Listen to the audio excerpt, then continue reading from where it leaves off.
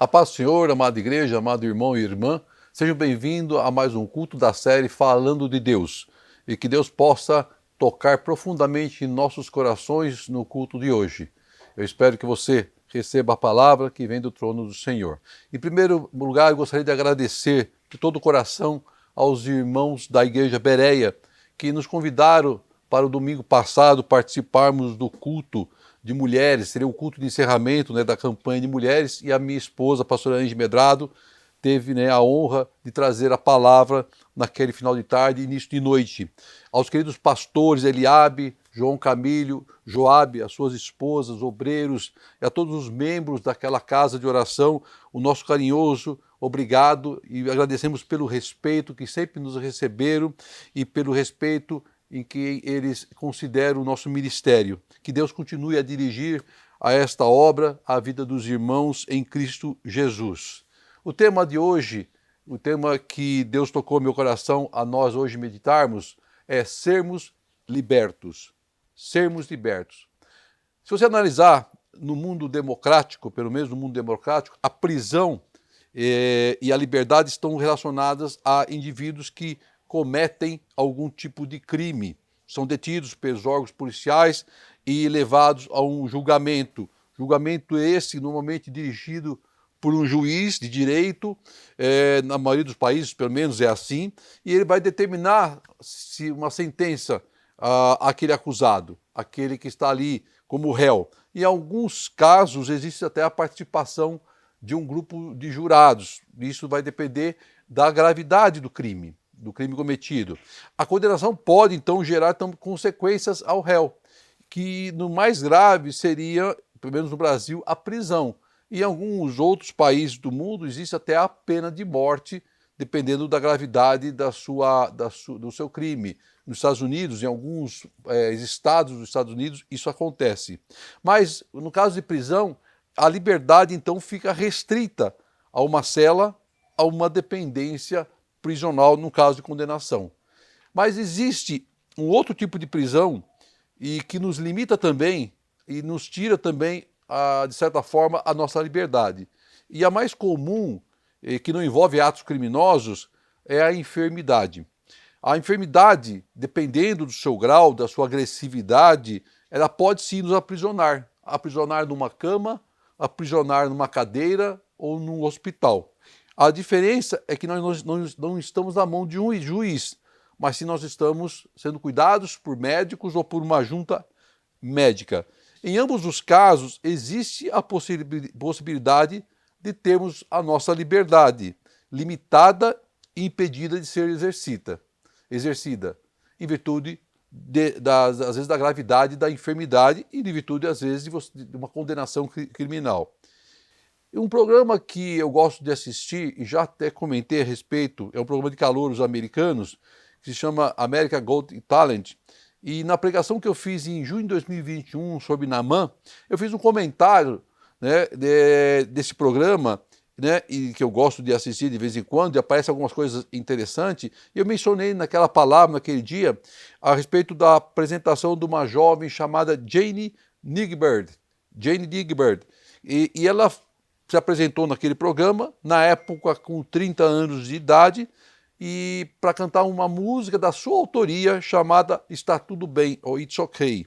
A letra dessa música, ela expressa a sua história de vida nos últimos 2 anos, e quando ela foi diagnosticada com câncer nos pulmões, espinha e fígado. Por alguns instantes, os jurados ficaram até em silêncio quando ela falou da sua doença, e chocados com a sua história, natural, E ela é uma linda jovem com um lindo sorriso. Então ela inicia a sua apresentação e canta com a sua linda voz a música da sua autoria. E a letra expressava, a sua dor, o seu sofrimento, os momentos que ela estava passando, a sua aflição. Então ela, ao final da canção, quando ela encerra a canção, ela termina a um silêncio total no auditório e dos jurados. Todos ficam meio perplexos, de presenciar aquela jovem com tanta força e desejo, de viver. E esse silêncio só foi interrompido quando todos se levantam e aplaudem ela de pé, e essa noite ele rendeu o prêmio máximo, né, que eles chamam, e quando o jurado aperta lá o botão dourado. Todos os diagnósticos de sua doença, dos médicos que tratavam daquela moça, e davam a probabilidade de que ela não teria como alcançar o seu sonho de cantar, em virtude da sua enfermidade que atingiu os pulmões. Tudo indicava ao contrário. Mas ela não desistiu e ela conquistou um momento de grande alegria para a vida dela naquela participação nesse programa. Mas essa conquista não mudaria seu diagnóstico. Essa conquista não mudaria o fato dela estar numa enfermidade. E pelo que foi diagnosticado, ela estava com metástase e com apenas 2% de chance de vida. E mesmo assim, ela dizia nas entrevistas que achava que 2% era um número excelente, um número muito bom. E se você ouvir e procurar, também verá Jesus em tudo. Isso é palavra delas. E eu estou pronta para morrer quando for a hora de eu morrer. Sou um milagre e não deveria estar aqui respirando, nem nesse programa. Mas eu canto e tudo parece possível. Infelizmente, Jane Nigbert faleceu em 21 de fevereiro de 2022, aos 31 anos de idade. Aos nossos olhos, parece que ela perdeu a sua batalha para o câncer. Mas eu quero te dizer uma coisa, isso é um engano.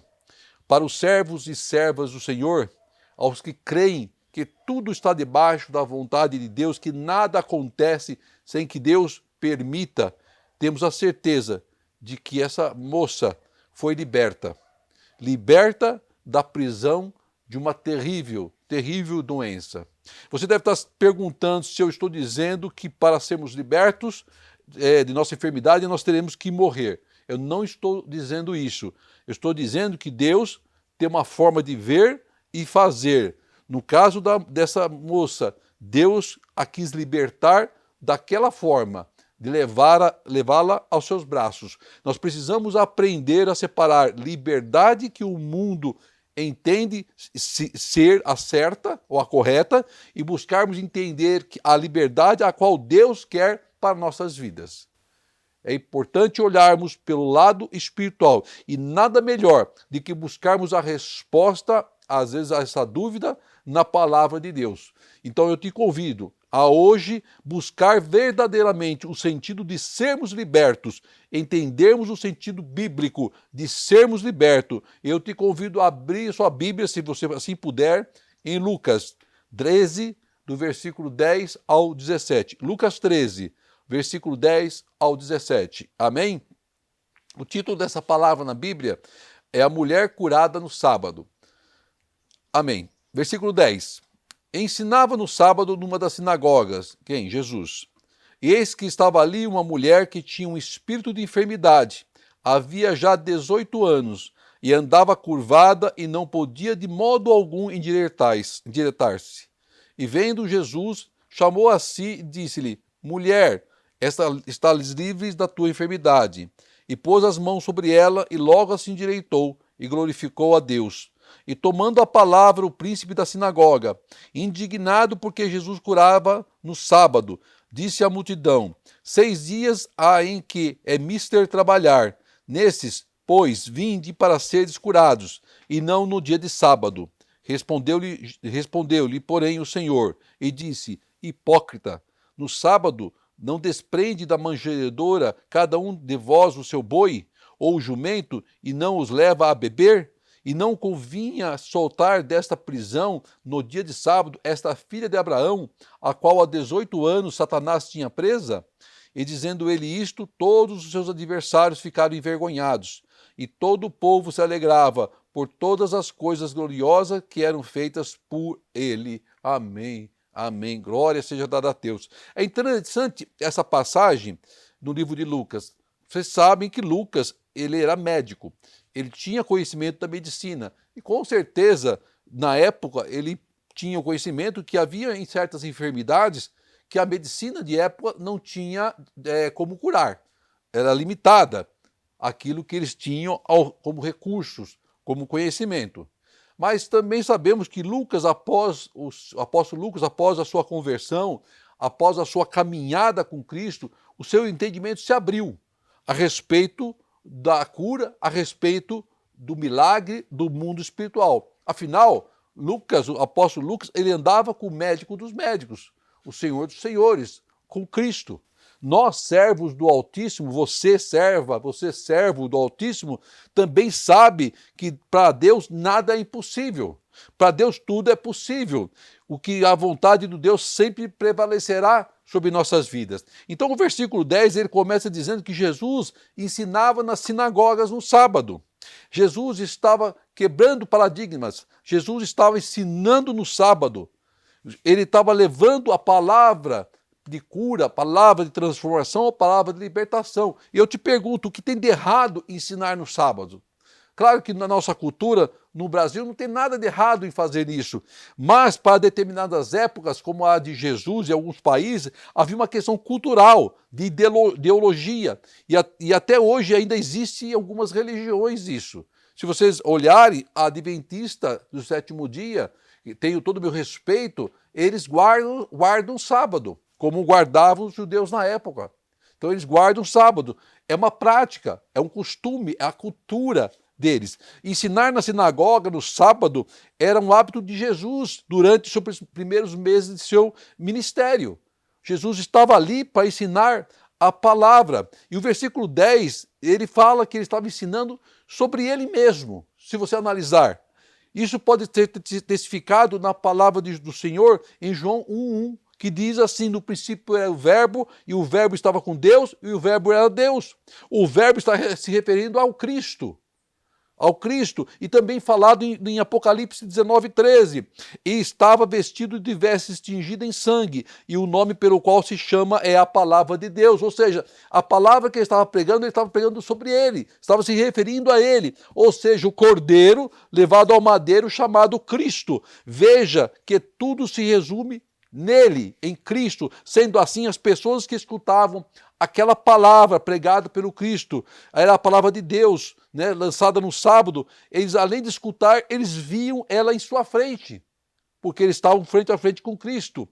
Explicando melhor, além da palavra ser pregada, ela também manifesta na pessoa de Cristo, com a presença do Mestre, com a presença do Filho de Deus. Quando nós lançamos uma palavra, é importante que você ouça a palavra que é lançada e permita que o Espírito Santo mostre para você que é o Mestre que está falando com você, que ela vem do trono do Senhor, porque senão a palavra não faz sentido. Ela é vazia, ela não penetra em nossos corações. Esse é o sentido de estudarmos a palavra. Aí o versículo 11 diz assim que eis que estava ali uma mulher há 18 anos, sendo aprisionada por um espírito de enfermidade, um espírito maligno. E essa prisão fazia com que ela andasse curvada. Imagina 18 anos, você andar curvado. Você andar com a cabeça abaixada, olhando para o chão. E ela não conseguia se endireitar. Naquele local, diz que estava aquela mulher, naquele momento, naquele dia, naquele horário. Havia aquela mulher lá, escravizada por um espírito de enfermidade há 18 anos. O único lugar que ela olhava era para o chão, o máximo que ela via era os seus pés, porque andava curvada, carregando um peso nas suas costas que não lhe pertencia, mas lhe fora depositado por Satanás. Ela não enxergava mais o horizonte, ela não enxergava mais o futuro, ela não enxergava mais esperança, esquecida pela sociedade, esquecida pela família, esquecida pelos amigos e por todos que a rodeavam. Assim o mundo trata os nossos problemas, assim o mundo trata as suas lutas, assim o mundo trata as nossas dores, as nossas enfermidades, com descaso. Não se importam, mas existe um que conhece, e até mesmo como fôssemos formados. Existe um que sabe das nossas dores, das nossas limitações, porque existe um Cristo que olha para nós, existe um Cristo que olha para você. Isso é testificado no versículo 12. E vendo a Jesus, chamou-a a si e disse-lhe: mulher, estás livre da tua enfermidade. E pôs as mãos sobre ela e logo se endireitou. E todos glorificaram a Deus. Veja que Jesus não acusa ela de nada. Jesus nem aponta o dedo para ela, não pergunta nem o seu nome, nem de onde ela morava, nem se tinha família ou não tinha, se era casada, se tinha filhos, nada, porque o Senhor já a conhecia. Jesus nos conhece sem que necessitemos abrir a boca, irmão e irmã. Aquela mulher não pede nada a Jesus. Ela estava escrava, aprisionada pela sua enfermidade, endemoniada há 18 longos anos. Não era 18 dias, não era 18 horas, mas havia uma esperança para ela, uma esperança de mudança. E a esperança estava tão próxima dela. E seus sonhos, que já não existiam mais, poderiam ser reavivados. Mas a palavra diz que ela estava ali, no mesmo lugar onde Cristo estava lançando a palavra, num sábado, numa sinagoga, onde era proibido fazer milagres, segundo os homens. Somos colocados em rota de colisão com Cristo, não para nos machucar ou ferir, mas para nos libertar. Deus prepara o caminho para que isso aconteça. Havia um propósito do Senhor naquele lugar, para que seu nome fosse glorificado e o inferno fosse jogado por terra. E diz a palavra que o próprio mestre a vê.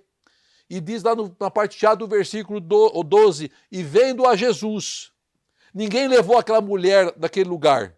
Ninguém marcou horário para ela com Cristo. Ninguém ajudou a chegar próximo ao mestre. Ninguém mostrou para ela a Jesus. Ninguém disse ao mestre, vai lá socorrê-la.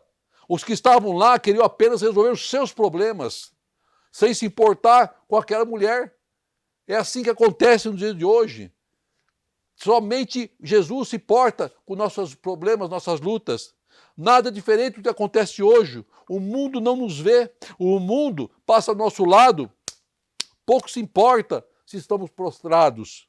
O mundo não se importa conosco, mas Cristo se importa com você, meu irmão e minha irmã.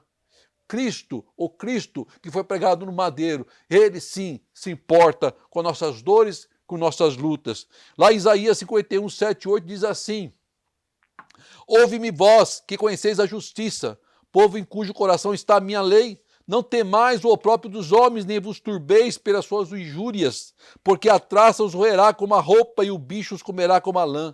Mas a minha justiça durará para sempre, e a minha salvação de geração em geração. O Cristo se preocupa com você. O Senhor chama então aquela mulher à sua presença e lança sobre ela palavras de vitória, palavras de liberdade.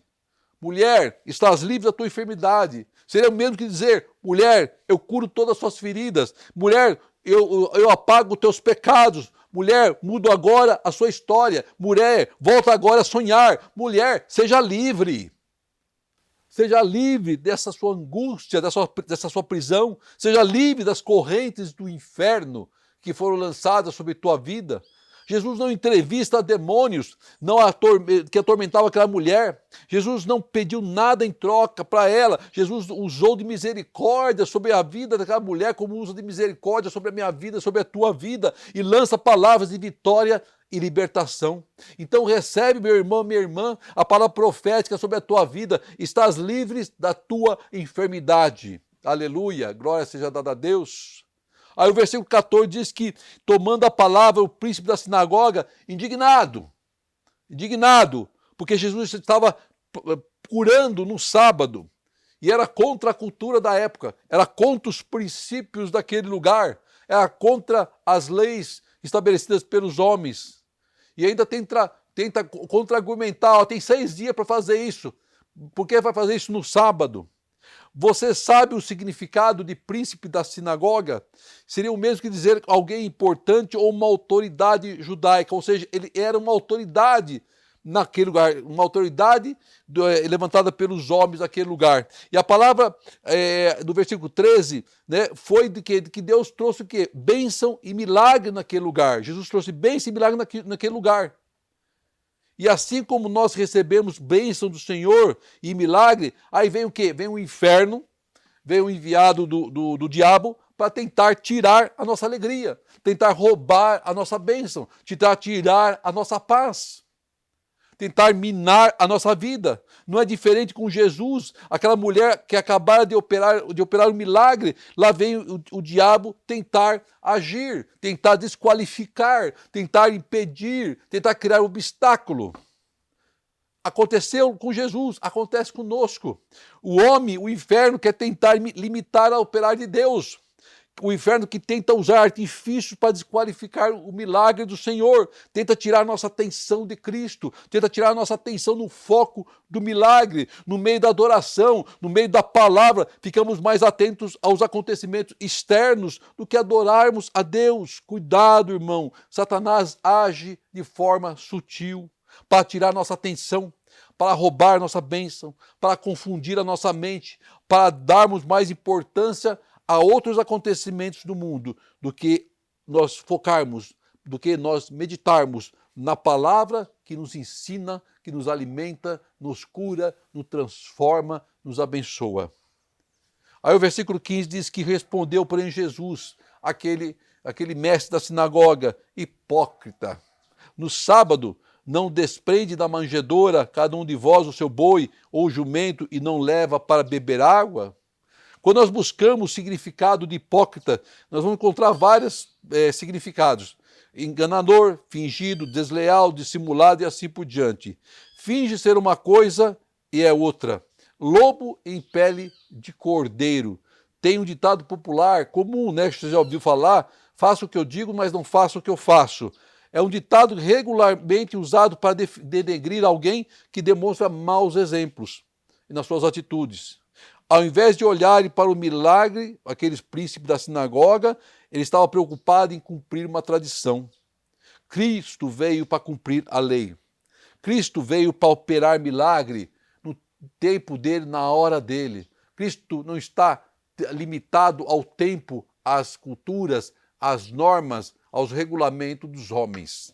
Deus faz como ele quer fazer, porque Deus é Deus e nós somos apenas servos. Aí o versículo 16, e não convinha soltar dessa prisão no dia de sábado dessa filha de Abraão? Ela também era uma escolhida, ela também era filha, ela também era querida, amada por Cristo. Por que Deus deixaria de abençoar, de curar, de transformar, de libertar uma prisioneira do inferno só porque era no sábado? Há 18 anos, presa nas mãos de Satanás, conforme diz a palavra. Então Jesus responde com aos doutores da lei com autoridade. Aquelas palavras eram proferidas pelo sopro de Satanás na boca daqueles homens. Lembra da passagem de Pedro, lá em Mateus 16, 23, que diz assim, Jesus virou-se e disse a Pedro, para trás de mim, Satanás, você é uma pedra de tropeço para mim, e não pensa nas coisas de Deus, mas nas dos homens. O Pedro, apóstolo, andava com Cristo, mas ele permitiu que Satanás usasse a sua boca para que Cristo saísse do propósito do Pai. Por isso, meu irmão, minha irmã, tenha ousadia de profetizar palavras de vitória sobre a tua vida, sobre a tua casa, sobre a tua família. Não fique abatido com os levantes do mundo de Satanás que querem te deixar prostrados, que querem te deixar curvados, olhando para baixo, sem alegria, sem vida, sem esperança. É isso que o diabo quer, é isso que o inferno quer, mas Cristo veio para nos libertar. Libertar das amarras, libertar das correntes, libertar dessa prisão que Satanás tenta colocar sobre nossas vidas. Quando nós aceitamos a Cristo, nós passamos dessa situação de prisioneiro para libertos, porque Ele é o médico dos médicos, Ele é o Senhor dos senhores, advogado dos advogados, Ele é o juiz das nossas vidas. Aí no versículo 17 diz que, dizendo Ele isso, todos os seus adversários ficaram envergonhados, mas era para ficar mesmo, porque Cristo era o Filho de Deus. Sobre ele havia autoridade, como existe sobre nossas vidas. Nós temos a autoridade da palavra de Deus. E temos autoridade para colocar nossos adversários por terra, de colocar o inferno por terra. O próprio Cristo estava ensinando a palavra na sinagoga no sábado. Poderia ser qualquer outro dia da semana. Isto não importa para Deus.